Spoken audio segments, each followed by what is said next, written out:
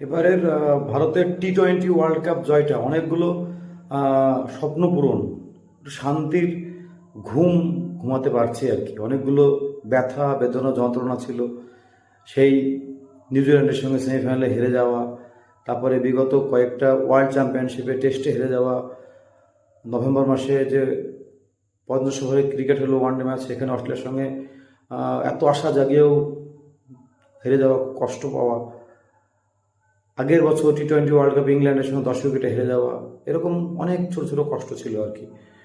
অনেক মানে আশা জাগিয়েও হেরে যাওয়াটা, কিন্তু এবার যেন সমস্ত স্বপ্ন পূরণ হয়েছে আর কি।